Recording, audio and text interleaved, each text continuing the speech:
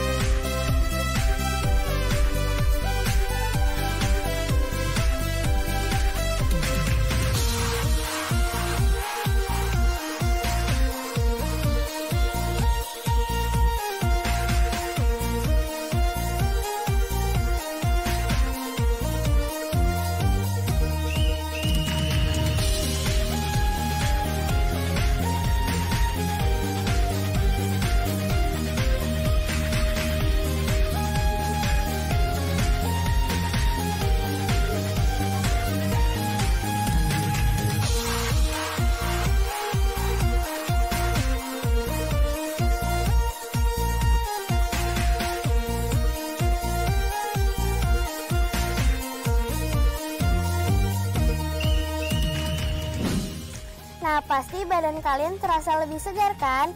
Berarti kalian sudah siap belajar bersama. Selamat belajar teman-teman kelas 6.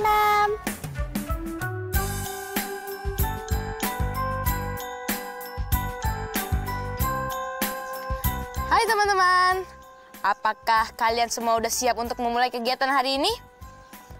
Oke, hari ini aku akan belajar bersama Dino loh. Lihat, aku bawa beberapa cemilan untuk kita belajar bersama tanpa menggunakan kantong plastik. Karena aku sedang mengurangi penggunaan kantong plastik demi menyelamatkan bumi. Nah, hari ini aku dan Dino akan belajar merancang kerangka pidato. Menulisnya, lalu membaca pidato tersebut. Selain itu, kita akan belajar membuat data dalam bentuk tabel hingga mencari min, median, dan modusnya. Pasti seru loh. Nah, teman-teman di rumah, jangan lupa ya, siapkan alat tulismu dan berdoa. Amin, agar kegiatan hari ini bisa lebih bermanfaat.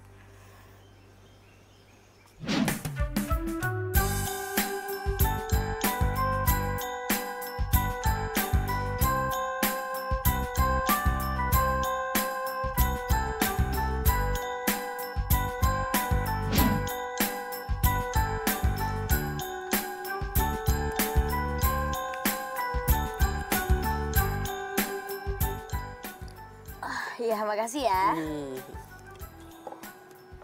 Nih buat kamu. Kamu kan udah lama nunggu di sini nih.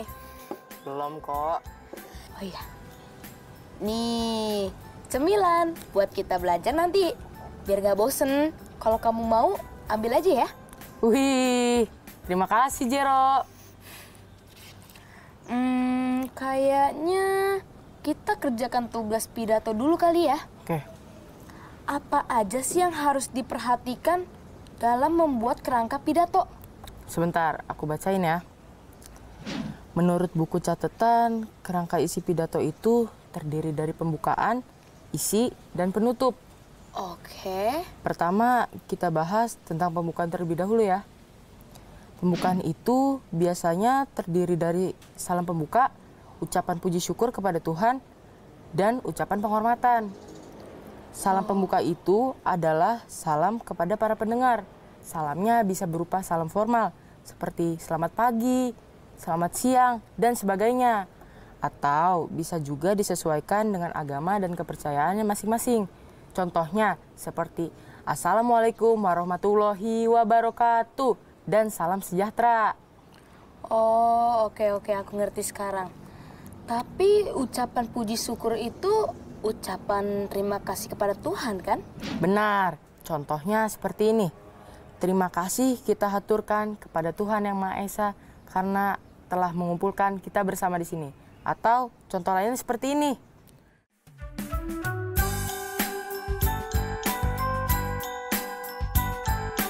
Kalau ucapan penghormatan, aku tahu. Ucapan penghormatan itu adalah sapaan untuk bagi pendengar pidato. Betul kan? Nah, iya. Contohnya seperti ini. Hadirin yang terhormat, atau Bapak dan Ibu guru yang terhormat dan teman-teman yang kami sayangi. Betul sekali. Nah, setelah pembukaan, barulah kita masuk ke bagian isi. Isi merupakan bagian utama dari pidato, berupa gagasan yang akan kita sampaikan kepada para pendengar. Isi dari teks ini bisa berupa ajakan, saran, ataupun motivasi. Tapi seingat aku, kita kalau mau membuat isi harus ada ide pokoknya. Iya, kita juga bisa menambahkan ide pokok ke isi pidato kita, yaitu ide pokok untuk paragraf pertama dan ide pokok untuk paragraf kedua. Kalau rangka terakhir? Bagian terakhir adalah penutup. Penutup merupakan kesimpulan dari pidato. Bisa juga ditambahkan harapan dan ajakan untuk meraih tujuan penyampaian isi pidato. Nah, di akhir penutuplah kita tambahkan salam penutup dan ucapan terima kasih. Oh, begitu. Nah, kemarin aku juga sempat bahas pidatonya Melati dan Isabel Wilson dengan Lala. Kira-kira isi pidato tersebut kalau dibelah di masing-masing rangka, kayaknya bakal jadi seperti ini deh.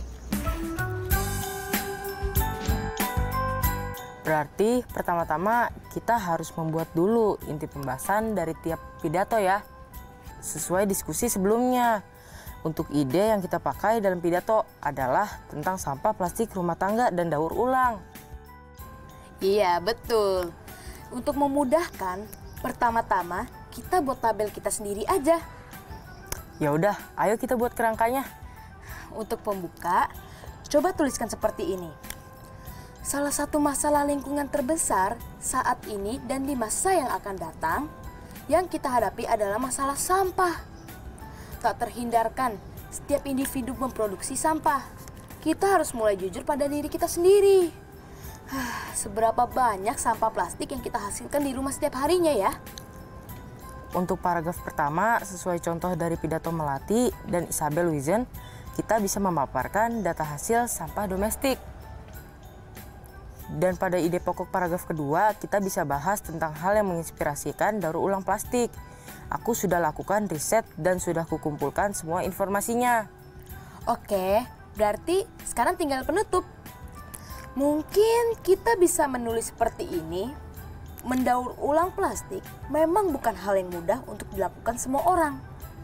Namun, sampah di bumi tidak akan berkurang jika kita tidak mulai mencegahnya. Dimulai dari diri sendiri. Om Shanti Shanti Shanti Om. Terima kasih.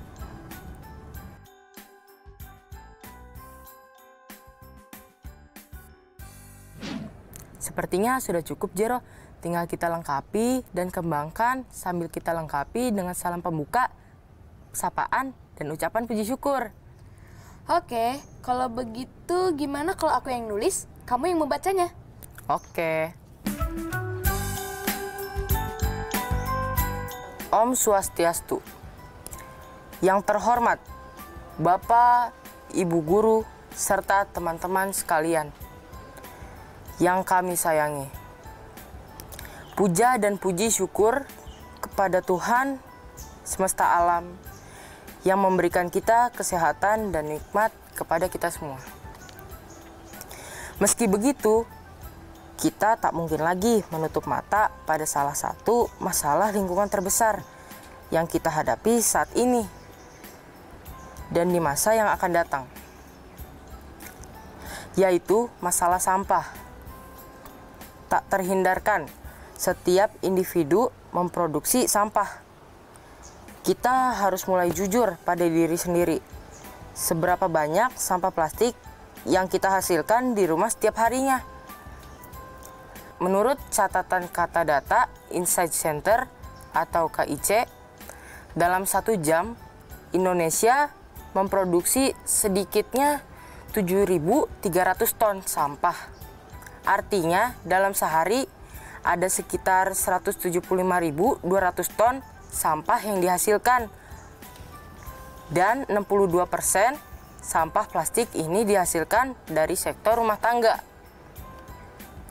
Sayangnya 66,8% masih menangani sampah dengan cara dibakar. Padahal cara ini dapat menimbulkan polusi yang mengganggu kesehatan dan lingkungan. Kami lalu mempelajari beberapa cara untuk mengurangi plastik menjadi sampah yang mencemari lingkungan. Kami lalu mempelajari beberapa cara untuk mengurangi plastik menjadi sampah yang akan mencemari bumi. Salah satunya dengan cara daur ulang. Sampah plastik tersebut bisa kita gunakan kembali untuk berbagai keperluan. Misalnya, untuk menyimpan barang atau menjadi pot tanaman. Bahkan bisa menjadi sumber uang. Seperti Bob Novandi, pengrajin sampah plastik yang sukses menghasilkan jutaan rupiah dengan mendaur ulang plastik menjadi karya seni. Malah, produk kerajinan tangannya telah diekspor. Kami yakin bahwa tak harus menjadi dewasa untuk memulai sesuatu dan membawa perubahan. Mendaur ulang plastik memang bukan hal yang mudah untuk dilakukan semua orang. Namun, sampah di bumi tidak akan berkurang jika kita tidak mulai mencegahnya dari sekarang. Dan semua itu kita mulai dari diri sendiri. Om Santi Santi Santi Om, terima kasih. Wah, ternyata kita bisa membuat pidato ya. Bagaimana teman-teman, menurut kalian tentang pidato kita tadi? Bagus gak? Masih belum sempurna sih. Tapi aku senang kita bisa dan mengerti cara membuat pidato. Nah, nanti kalian juga akan membuat pidato kalian sendiri untuk proyek akhir minggu. Tapi tunggu dulu. Sebelum itu, kita akan membahas data yang akan menjadi bahan dalam membuat pidato kalian tersebut. Sehabis ini kita bahas ya. Tapi sebentar, aku lapar nih. Kita istirahat bentar ya. Oke. Ngemil dulu.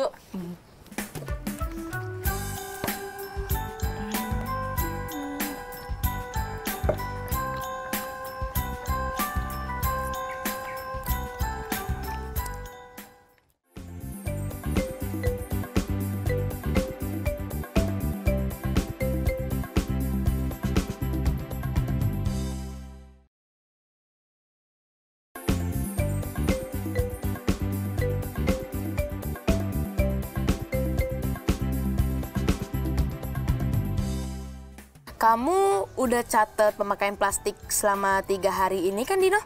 Sudah, dan aku juga sudah tuliskan dalam bentuk tabel sederhana. Jadi teman-teman, kami diminta oleh Bu Guru untuk mencatat pemakaian kantong plastik selama 3 hari. Dari data tersebut, kita masukkan ke dalam tabel sederhana. Nah, dari data tersebut, kita harus cari min, median, dan modusnya, jika ada. Gimana kalau kita bahas dari dataku dulu? Nah, teman-teman, ini adalah tabel pemakaian plastik di rumahku. Tabel yang kubuat cukup sederhana kok. Di kolom sebelah kiri adalah kolom keterangan hari, sedangkan yang di kanan adalah jumlah sampah plastik yang telah kugunakan. Sekarang kita bahas dari datanya ya. Hari pertama aku menggunakan 8 plastik. Hari kedua 12 plastik.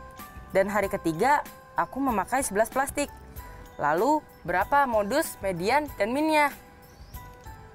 Teman-teman masih ingat apa yang harus kita lakukan? Iya, pertama kita harus mengurutkan dari data yang terkecil sampai data yang terbesar.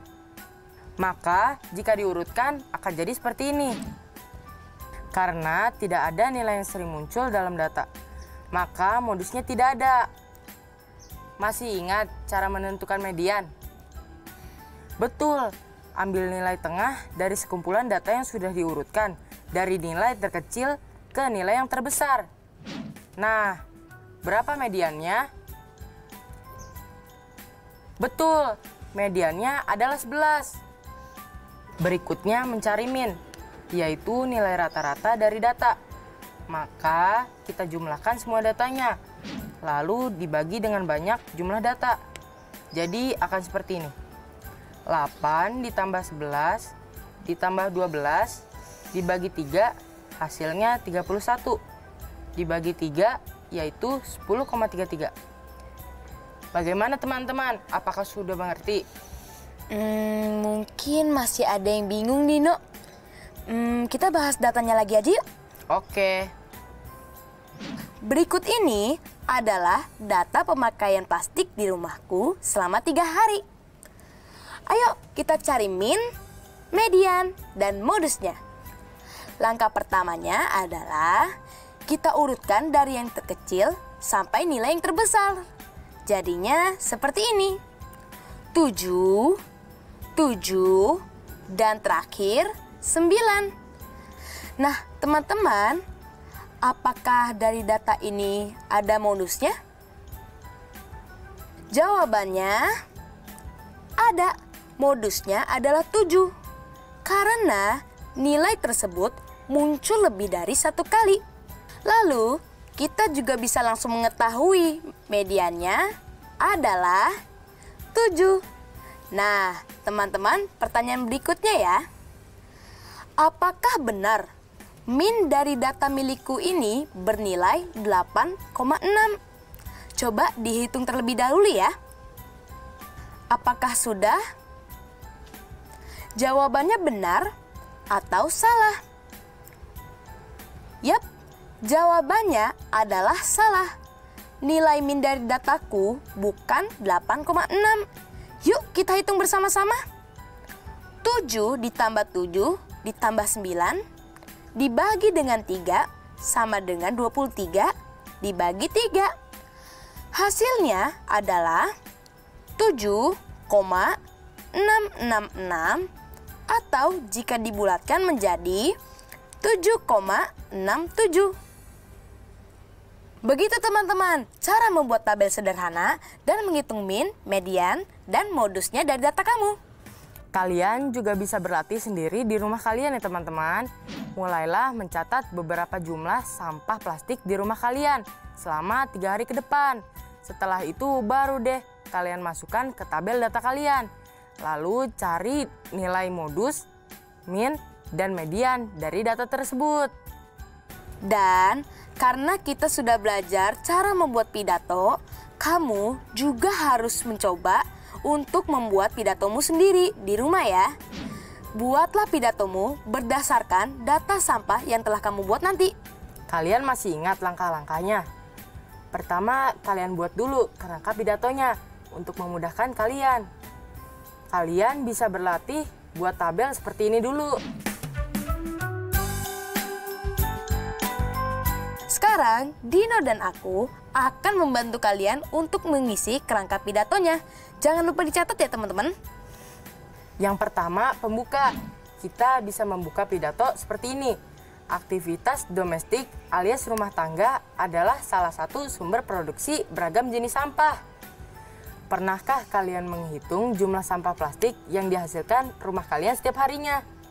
Untuk ide pokok paragraf pertama, kalian bisa bahas data sampah plastik di rumah kalian. Kemudian, untuk ide paragraf kedua, kalian bisa bahas hal yang akan kalian lakukan untuk mengurangi sampah plastik. Serta seruan ajakan kepada pendengar pidato untuk mengikuti gerakan mengurangi sampah plastik. Nah, untuk penutup, kalian bisa menuliskan seperti ini. Bumi kita sedang sakit, dan kita bisa menolongnya. Sebuah langkah kecil yang kita lakukan akan memberi dampak yang besar jika dilakukan secara bersama-sama. Ayo kita kurangi pemakaian plastik, dimulai dari rumah kita sendiri. Lalu beri salam sesuai kepercayaan dan agama masing-masing. Dan akhiri dengan ucapan terima kasih. Nah, sekarang kerangka pidatomu sudah ada. Nah, sekarang tinggal kamu kembangkan menjadi pidato yang lebih lengkap. Jangan lupa tambahkan salam pembukaan, sapaan, ucapan syukur, dan salam penutup. Mendata plastik di rumah dan membuat pidato itu akan menjadi proyek akhir minggumu ya teman-teman. Kalian bisa ajak adik, kakak, bahkan orang tua kalian untuk ikut berpartisipasi dalam proyek. Sebagai contoh, kalau pidatomu sudah selesai, bacakanlah di depan keluargamu dan minta mereka menilai pidatomu tersebut. Pasti mereka sangat bangga padamu. Wah, nggak terasa Jero, hari udah mulai siang. Kita harus segera pulang. Kita pamit dulu ya teman-teman. Semoga belajar bersama hari ini bisa bermanfaat. Semoga setelah hari ini kalian bisa merancang pidato, menuliskannya, dan membacanya di depan banyak orang.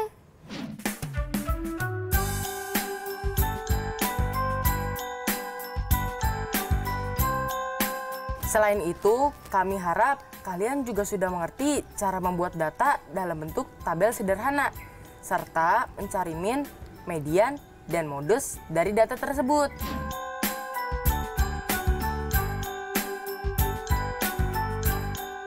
Jangan lupa pelajarannya terus diulang dan dilatih ya teman-teman. Oh iya, dan juga jangan lupa kerjakan proyek akhir mingguannya. Sampai jumpa di lain waktu teman-teman. Tetap semangat dan terus jaga kesehatan. Plastik ini harus kita bawa pulang supaya nggak hanya dipakai sekali. Oh iya bener, ini masih bisa dipakai lagi.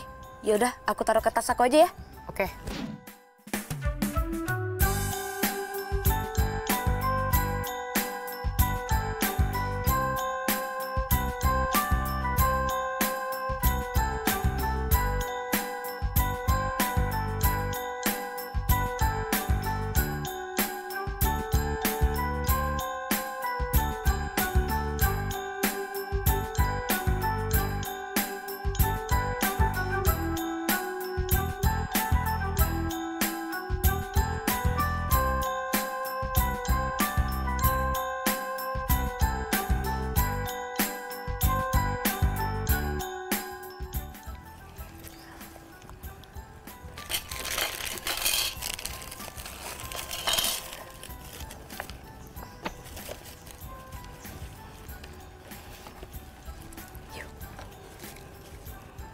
Yaudah yuk.